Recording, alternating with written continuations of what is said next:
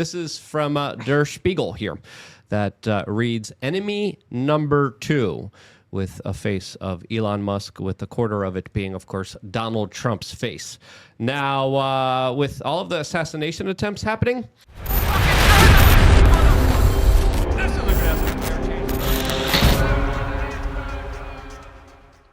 There's literal people out there now describing Donald Trump as the man that killed the mainstream media. Did he? This was another interesting kind of conversation between him and Patrick Bet-David that happened last week. Your reaction to this? I know a lot of people will say, well, you know, he has, XYZ amount of felonies charged, 91, 53 were dismissed, 32 is this, and 12 are the ones that are remaining. I think the only one that Letitia James, Jack Smith, and maybe even Fannie, if they wanted to, claim that you did commit a crime, is you kind of did kill mainstream media. If you think about it, I did, and that could be a crime for those guys. I'm very proud of it. And I want to show you this clip because this is the first time ever the phrase "fake news" was ever used. Your reaction to now, I don't know if he killed them. He definitely destroyed them. He definitely made them break. And they're definitely a lot less relevant than they ever have been before. And the coverage, the response to the attempted taking of his life was really, I think, the most extremely telling aspect of all of this, as it looks like Der Spiegel is hinting at the possibility of potentially even trying to go after Elon Musk, as the Daily Mail has this very interesting article that reads, Elon Musk claims magazine cover is part of a secret and deadly plot, as he was addressing this during his town halls. But this is from Der Spiegel here that reads, Enemy Number 2, with a face of Elon Musk, with a quarter of it being, of course, Donald Trump's face. Now, with all of the assassination attempts happening, maybe this isn't the right message you're trying to send out there, as a lot of people have also kind of speculated that Elon Musk's life is also at risk here, since, of course, he criticizes and goes after a lot of the very powerful people in our institutions as well. They do have common enemies. And to me, this was just a little too on the nose, a little too distasteful, personally. What do you guys think? I think we've got to get down to the bottom of who's running this media thing, and why won't they stop? And what is their goal, right?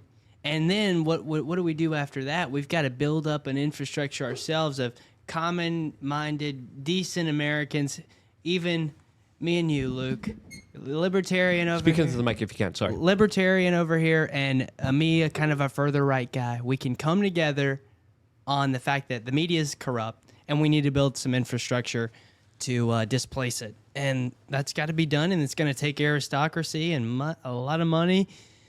So hopefully we can do that. But yeah, the biggest question is who's running this media? We saw Joel Berry, I think his name is, over at Babylon Bee. He posted a little while ago that he wants to see in 100 years everybody be the same shade of brown. And I thought that was weird, And who said that? Joel Berry over at Babylon Bee. It's a Was weird that part thing. of a joke? No, not a joke. Just a tweet in response to like some far right thing about white people or something. But I wish everyone was the same shade of brown. And he believes that. And a lot of people believe that regardless of their political ideology. And you'll find a lot of those people in the media, and it's just like, what are they doing? Why do they hate America so much? Why do they hate the average-looking American so much? Yeah, well, even from the church commission hearings, we knew that the CIA had high-ranking officials within the boards and the major decision-making seats at a lot of these corporate media companies. So I think if we're looking at Der Spiegel, and I think we're looking at MSNBC, and we're looking at CNN and all these other news organizations, even Fox News in some instances, I think we're seeing a lot of the bigger intel agencies use them for their larger kind of propaganda, psyop, and mind control purposes as well. So these are the same organizations that literally are trying to crack mind control. And what better way to implement it than through, of course, Hollywood and through, of course, the corporate media that keeps regurgitating lies and lies and lies and lies and does these kind of weird hit pieces like they just did against Elon Musk. Yeah, but I feel like it's kind of and I'm not being mean here or anything, but I feel like it's kind of a cop-out just to say, oh, it's the deep state again at it, because what are we going to do? Yeah.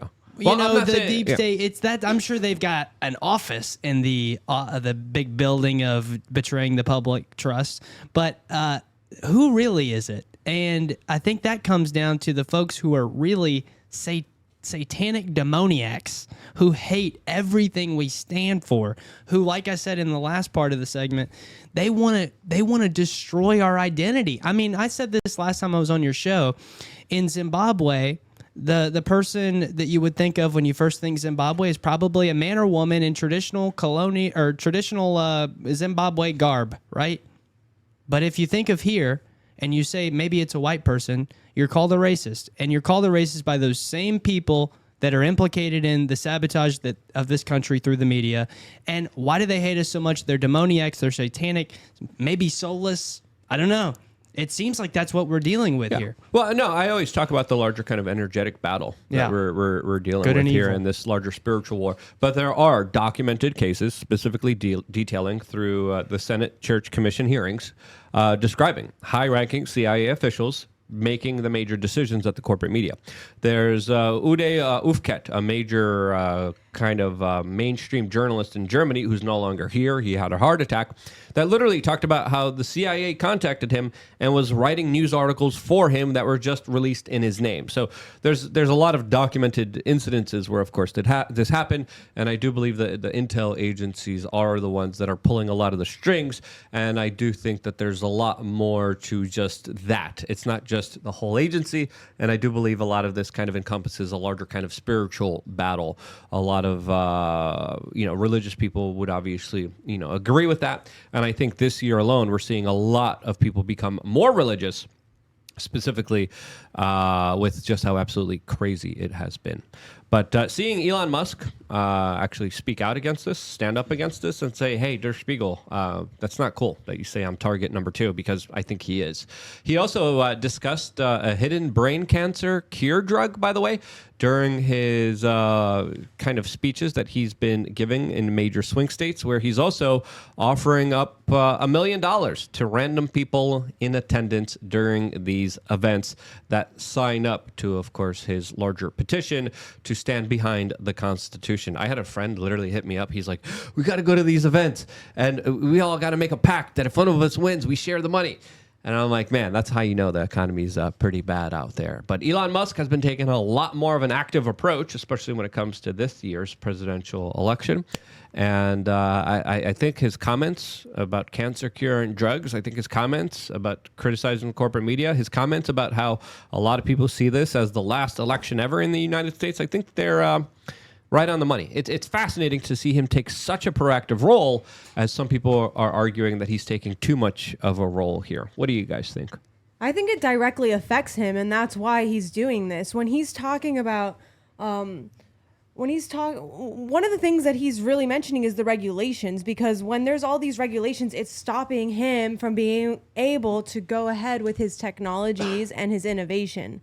When there's too much regulation, he's not able to put forth he posted a list of all the different regulatory agencies that are attacking him or telling him. He even said that in order to launch his SpaceX thing, they had to do a whole study to make sure they wouldn't hurt a shark. And then once they did the whole study explaining that they wouldn't hurt a shark when the SpaceX thing would come back from space, then they're like, all right, well, now find out if it's not going to hurt any whales.